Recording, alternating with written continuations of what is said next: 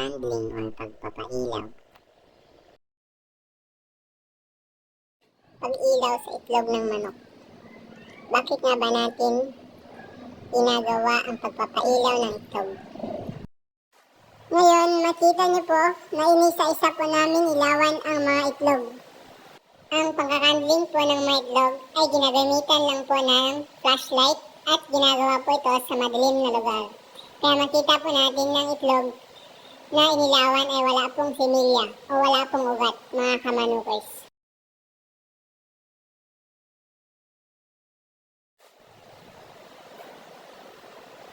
Gaya po nito mga kamanukers, makita po natin na siya ay hindi fertile kasi wala po siyang ugat, mga kamanukers. Pansinin niyo po mga kamanukers, ang susunod ko pong ilawan. Mapapansin po natin na yung mga itlog na nailawan po natin ay meron pong ugat o gumagalaw po yun. Yun po ay mga fertile eggs. Makita po natin sa video. Samantalang yung ibang itlog wala pong ugat, ayun po ang mga unfertile eggs. Bakit po nangyari yun? Una, hindi po lahat ng itlog ay 100% na fertile egg. Sabi nila, mainahin at tandang. Yes po, kamanukers. Nabubuo ang fertile eggs kung meron pong tandang. Ngunit hindi po lahat ng itlog ng manok na galing po sa ating breeder ay fertile.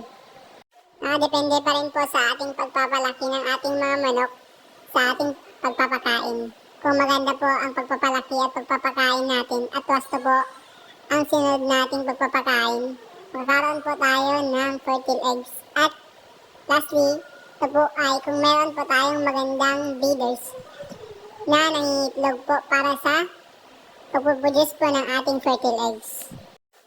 Manatiling manood at tapusin po ang video na ito para malaman nyo mga kamanukers kung paano tayo mag-candling. Kunin nyo lamang po ang itlog at ipatong sa ilaw or flashlight. Sa kaikot, makita po natin na may ugat o embryo at gumagalaw po ang maliliit na embryo mga kamanukers.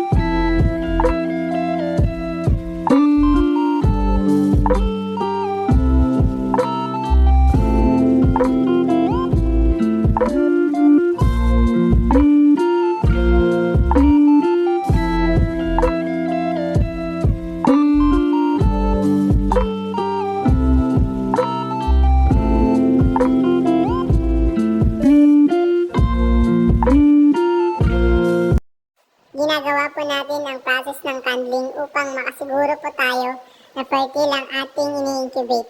Kaya stay tuned po sa ating channel kung ilan po ang mapipisa sa ating itlog sa ating DIY incubator. Bali, 33 po yung Rhode Island Red, may 2 or 3 pong Black Astrolorp na naisama at base po sa pag-handling natin, meron pong 8 piraso ang unfertile egg.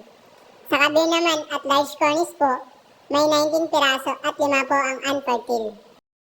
See you po sa ating next video at sabay-sabay po nating abangan kung ilan po ang mapipisa sa mga itlog. Thank you and God bless, kamanukers!